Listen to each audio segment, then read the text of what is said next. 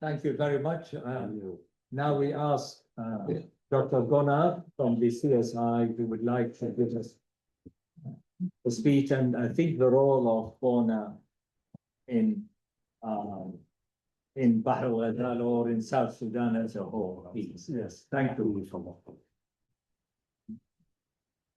Yeah, when you all saw the film, and one can't really say much more after that. It was just incredible.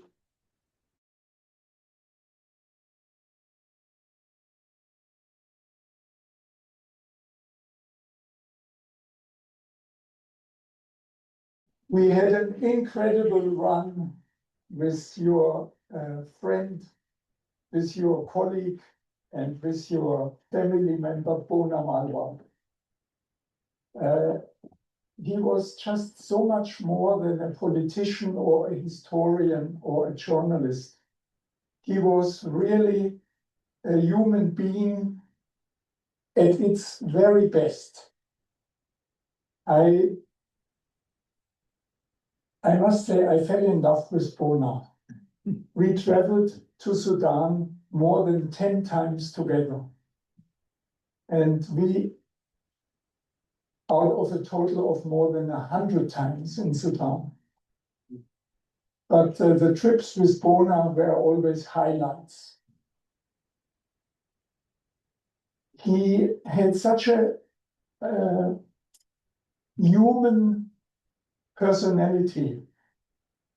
He had a smile, I would say, a boyish smile, a sympathetic smile. Yeah, we just were always blown away by this personality, Bona Malwal. And then you saw the film yourself. We went right into Bahr el-Ghazal, into his home, Payam Twitch, to Torelay, to Malwalkon, to Avil, to many other places. And it was done not without risk. You saw the rubble of huts, of tukuls, of a church, and you saw people who had come back from slavery. And I can tell you from my own experience that the attacks on the villages that happened just after, I would say 1989 or so, when the attacks were at its worst, until about 2005, the being there, the traveling to Southern Sudan was not without risk. There was, for example, the danger of landing there. One never really knew, is this airstrip now taken already by Khartoum's groups, by the Janjaweed, or is it still under SPLA control, which is safe? Sometimes we didn't know. We landed, and voila, it was under SPLA control. We had a lady pilot, Heather Stewart. You saw her briefly on the video. She was also, without her, we wouldn't have been able to do all these trips to Southern Sudan, with Bona, with Salva, with Dr. Justin Church, with so many other people who most of you know. So it was a very lucky combination of many different personalities. Last not least, our Swiss president, Reverend Hans-Jörg Stückelberger, who founded CSI in 1977 and who came with us to Sudan many times. And once, as you saw, he was this white-haired elderly man in 1998. Reverend Stückelberger sends you and Ahmed and everybody here many greetings. He's still alive. He's 95 now, but he is of a sharp mind.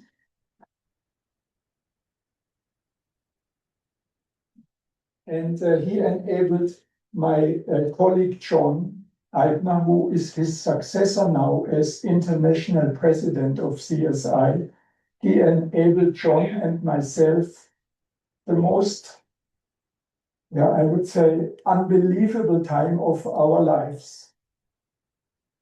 I spoke with Reverend Ian here about the Sudanese personalities, and he confirmed to me that the Sudanese are a very special breed. They are different to many other countries, to many other peoples in Africa. They are very hospitable.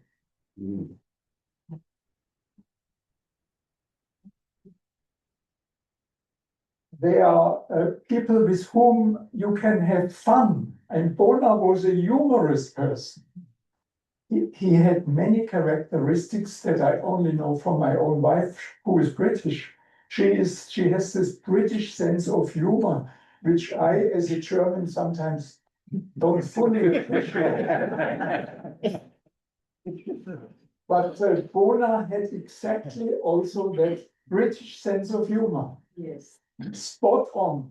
And so we had a great time in spite of being in a dangerous, dangerous country. And I shouldn't conclude this short speech to you without mentioning Bishop Makram Gassis, a churchman, a bishop from Northern Sudan, from El Obeid, who introduced John and myself to Bona about 30 years ago now, or more than 30 years ago. And as it was mentioned, the bishop constructed many hospitals, churches, and also institutions of learning in South Sudan. And Bona was always behind him, and he was often together with the bishop. Unfortunately, Bishop Gassis died also last year, and I can say I have lost two of my very best friends from one of the most remarkable countries in Africa. Yes. Thank you very much for attending. Thank you, General, very much.